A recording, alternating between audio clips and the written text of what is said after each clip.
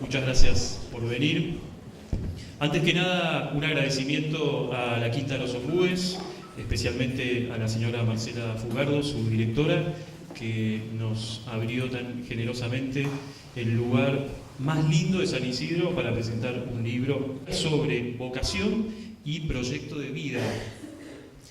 Precisamente el día en que me invitó María a presentar este trabajo suyo, que es precisamente testimonio de su vocación profunda. Este libro empezó como un punto de quiebre en su profesión. De alguna manera expresa al comienzo del libro lo que fue su camino a Damasco, ese encuentro que ella tuvo con una misión que se dio precisamente en un camino, se dio en un viaje al sur que compartió con su familia. No fue un llamado divino, un llamado sobrenatural, fue un llamado de teléfono y bastante perentorio de una persona que estaba pasando por una crisis familiar y que necesitaba ayuda. Pero detrás de ese llamado resonó ese otro llamado más profundo que María venía escuchando en relación con su profesión. Y lo primero que a uno le genera es una gran admiración, porque realmente hay que tener valentía en instancias avanzadas del ejercicio profesional para replantearse los paradigmas de esa profesión y actuar en consecuencia, dándole un nuevo rumbo laboral a la vida.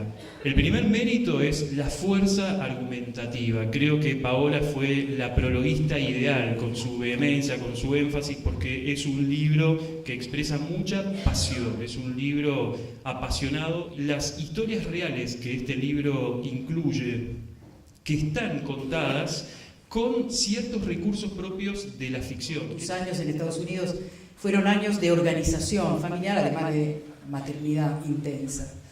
Bien, fue un lindo reencuentro y yo vi una transformación en los años siguientes a ese primer encuentro en el IADE. Vi cómo María se afirmaba en su profesión y se afirmaba como mujer, como madre, imagino como esposa, hasta que de repente hubo un cambio. Ella me empezó a decir que se daba cuenta que en su profesión como abogada de familia llegaba tarde, llegaba con la cuestión ya rota, con una relación rajada, con mucho dolor, probablemente de los dos lados. Un abogado siempre toma una de las partes, pero la sensibilidad de María no le impedía ver que siempre había otra historia complementaria a la que ella escuchaba. Y esto fue poco a poco erosionando la seguridad de que eso fuera realmente su camino. No que no lo hiciera bien, estoy segura que lo hacía bien.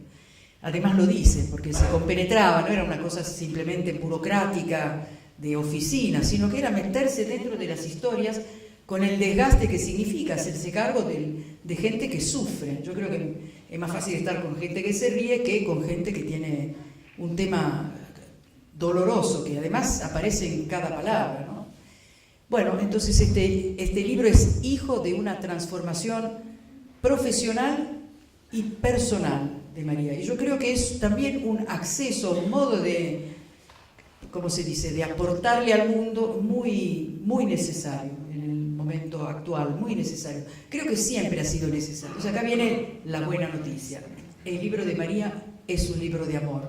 Lo dice ella, y yo creo que lo subrayo plenamente. Es un libro de amor, es un libro que habla de las etapas del amor, que habla de los claros oscuros, de los picos y valles, como dicen algunos, de la vida amorosa de una persona, pero también es un libro lleno de esperanza. Por otra parte, si no hay esperanza, nadie se mueve. Entonces, como también dice que el amor es un movimiento, en su definición filosófica, entonces entendemos que este movimiento se da porque el amor es una experiencia positiva, pero además es la promesa de una felicidad mayor. El libro tiene 7 capítulos, tiene una introducción y una conclusión. Hay capítulos que son introductorios y otros que son el desarrollo de un modelo de análisis de las distintas etapas de los momentos de dificultad dentro del matrimonio. Pero después hay una serie de elementos positivos que son el camino de salida, unos consejos prácticos y una conclusión que, como ha sido anticipado, también cierra el cuento, la narración con la que empieza el texto. Entonces, es teoría, la arma ella, pero además tiene una convicción profunda sin la cual esto no hubiera salido. Es ese elemento de la pasión. La pasión significa no te distrae más nada, sino que te concentras en aquello que te apasiona. Entonces, podríamos decir, ¿qué la apasiona? Que el amor siempre es posible. Eso es el foco de su pasión. El amor es posible. Yo te voy a alejar los obstáculos, te voy a mostrar cómo reconocerlos, te voy a dar herramientas para superarlos, pero te aseguro que el amor es posible. Ellos en el fondo sentían nostalgia de lo que habían perdido, una nostalgia de algo bueno que podría haber durado, ¿no? Y eso creo que es una pista para decir, entonces, si alguien te hubiera ayudado, no lo hubieras perdido. Esto es un poco el tema que a ella la mueve a escribir. Es un libro sobre el amor y es un libro que nos enseña cómo cuidarlo y, dice ella en algún punto, cómo alimentarlo. Un amor que necesita crecer porque es algo vivo, ¿no? Como es un movimiento, entonces no es una cosa estática, sino al revés. Vive dentro de nosotros, a través de nosotros, y necesita los momentos propicios y las actitudes propicias para crecer. ¿Cuál es su motivación? Dice, en la mayoría de las personas que yo trataba de ayudar en la situación que le tocaba vivir, veía a alguien que no había tenido la oportunidad de evitar llegar hasta ese punto, de elaborar genuinamente un camino que lo llevara en otra dirección, a individuos, a personas con una historia personal, con una infancia, con una carga enorme que como todos llevamos consigo al matrimonio. Matrimonio al que llegaron ilusionados que iba a ser un proyecto para toda la vida. Veía parejas que se habían unido sin saber qué era entregarse, que habían decidido compartir sin tener idea de lo que es dar o darse, sin tener la dimensión de esta realidad, sin haber descubierto el maravilloso camino de felicidad propia que se abre al proyectar la felicidad del otro. ¿Qué tal? Por alguna dificultad no lo habían podido ver por sí mismos, y lo más grave de todo, no habían encontrado una oportunidad de descubrirlo. Nadie se los había ayudado. Lo más probable es que no hubieran sabido a dónde o a quién recurrir para pedir ayuda, o ni siquiera que se les habría ocurrido pensar que podían pedir ayuda. Esta es la motivación. Ella se da cuenta que tiene algo que puede servirle al otro. Y ella nos propone distintas etapas, 4 etapas en concreto. Se las leo primero rápido. La primera etapa, pasiva, un dejar pasar. La segunda, de belicosidad siempre permanente. Otra, la tercera, el desgaste. Y la última, finalmente, el conflicto, digamos, la aceptación de la ruptura planteada como solución. Entonces, para todo eso es necesario una serie de reflexiones. Primero, estos hijos que nos molestan, en realidad, ellos son también los que sufren. María dice, no se puede enfrentar esta dificultad sino con 3 fuertes actitudes que también podemos llamar, son nombres de virtudes, ¿no? La primera es coraje. Me encanta que venga del corazón. Coraje significa que el corazón responde con fuerza. El coraje es la capacidad de enfrentar y derribar obstáculos. Está bueno, ¿no? Entonces implica algo enérgico, no es pasivo, todo lo contrario. Pero junto con él pone humildad, que es difícil, porque cuando uno está enojado se infla y el otro es el culpable, y es muy difícil que uno pueda verse con los pies en el humus, en la tierra, y ver hasta dónde llega, ¿no? Y qué es lo otro que creció de más, ¿no?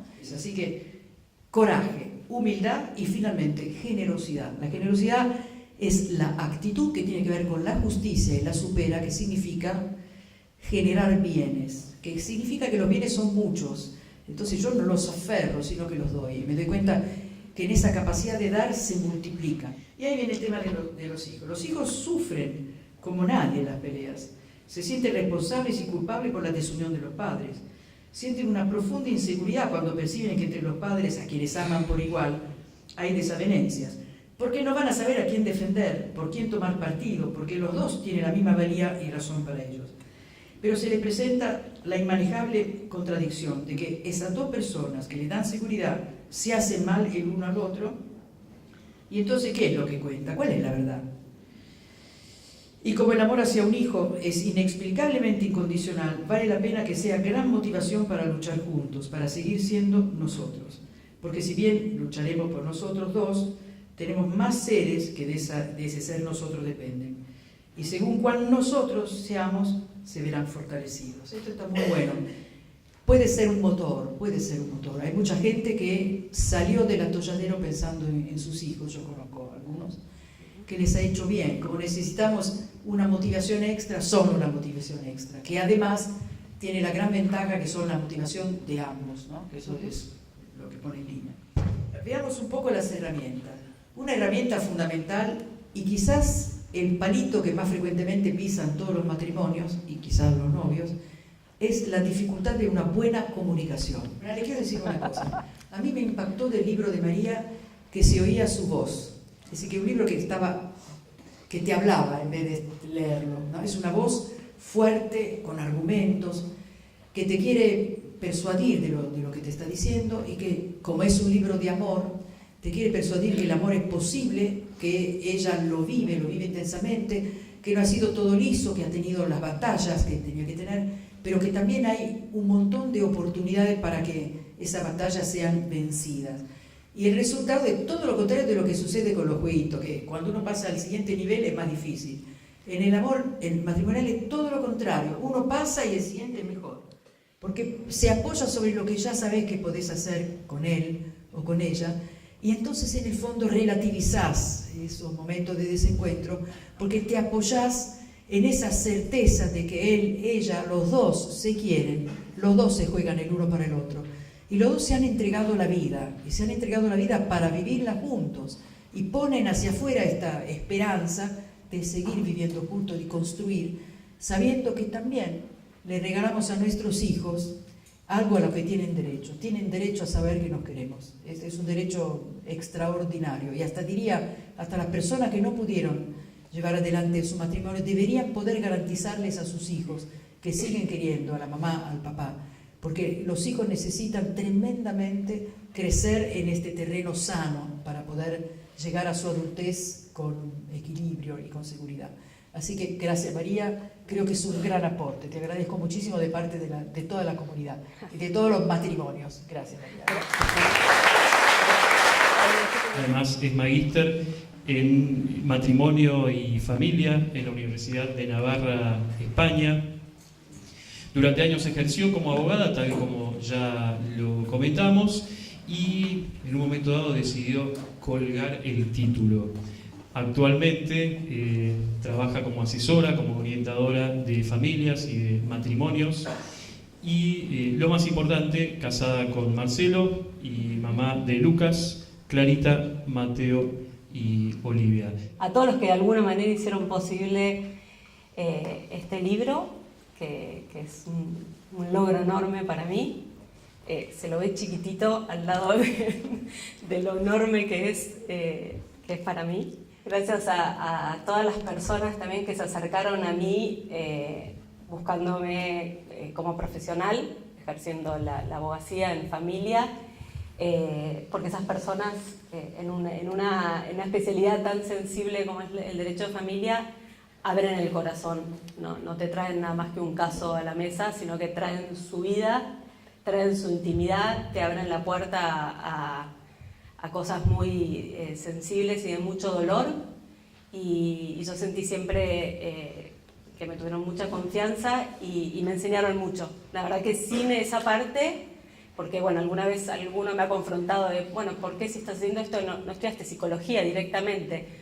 Porque probablemente no hubiera estado, no me hubiera confrontado con el conflicto y con ese dolor, que fue lo que al final me movilizó a decir, bueno, acá se puede intervenir desde otro lugar. Gracias a Marcelo por todo con mayúsculas. Es mi primer motor, mi primer fan, y cuando yo digo, che, se me ocurre que por ahí hago, no sé, sí, te anotás, lo haces, nada, es impresionante, si no lo hubiera hecho si no estaba él conmigo. Y por estar seguro, y esto se enoja que lo diga, pero lo voy a decir, por estar seguro a veces antes que yo misma de que todo lo puedo.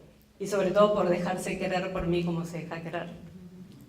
Porque, bueno, lo que hace con eso es dejarme a mí completarme y cumplir mi vocación. ¿Qué es eso? Es querer.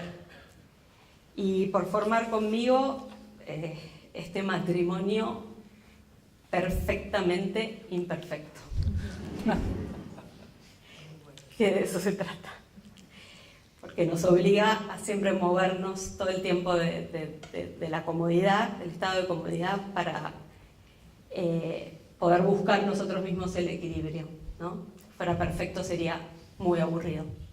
Sino que lo que hace es, y eso lo trato de dejar en claro en el libro, hace que registremos que eso nos incomoda.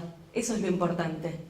No tanto busquemos los grupitos, la lectura, el taller, para no pelearnos más, sino para registrar que ese estado es incómodo y nos molesta.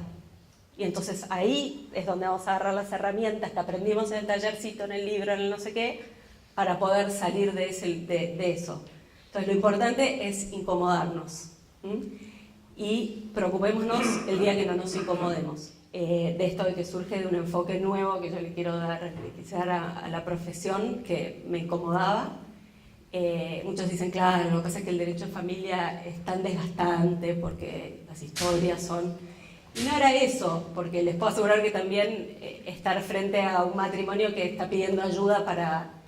también uno se mete en cosas que son desgastantes, sino que no era eso, sino que yo intentaba siempre enfocarme en las personas desde su dolor y desde lo que estaban pasando y desde el dolor del otro. Y al final te das cuenta que a vos te llaman porque sos abogada de familia, listo. O sea, yo era abogada, vení a divorciarme, vení a aumentarme la cuota alimentaria, vení a representarme a mí para enfrentarme con otra persona. No me alcanzaba y veía mucha inquietud, mucho dolor. Y bueno, y también uno no puede evitar encontrarse con su propio camino, el que hizo para fortalecer el matrimonio, para lucharla, porque hay que lucharla todo el tiempo. Es decir, muchas de estas personas no tuvieron esta posibilidad. Entonces yo tengo que tratar de poder darles esta posibilidad. Y vienen al divorcio o a la separación como la solución a un conflicto. Y eso es lo primero que quiero decir. No es una solución a un conflicto. A veces es el camino o el punto de llegada al que inevitablemente hay que llegar. A veces sí, no soy una negadora de esa realidad, no, por favor no.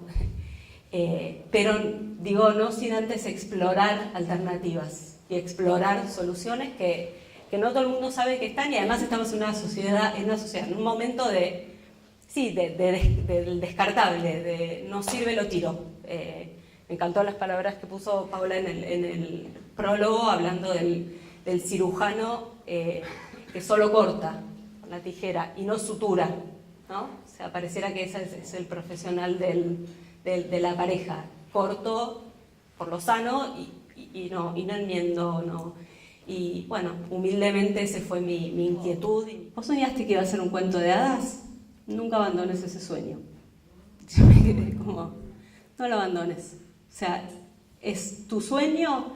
¿Vos esperabas esto de tu matrimonio? Aspira a eso y seguí aspirando a eso. La pensé mucho a la frase, ¿no? Es esto del destino, de uno espera que las cosas se den, y si no se dan es responsabilidad o culpa de que no se den. Es culpa del otro, es culpa y qué mala suerte tuve. De esta manera él me estaba diciendo, agarrá vos las riendas del asunto, la responsabilidad es tuya y la que tiene que hacer el cuento de hadas sos vos. Entonces sentí esto de que la responsabilidad volvía a mí. Y está buenísimo, porque entonces ya no hay más nada que esperar o que echarle la culpa, es agarrar las riendas y decir, lo arreglo yo, punto. Y de esto se trata, y de esto se trata el matrimonio. Lo que me motiva es que yo les quiero contar esa historia, y eso es lo que intenté hacer.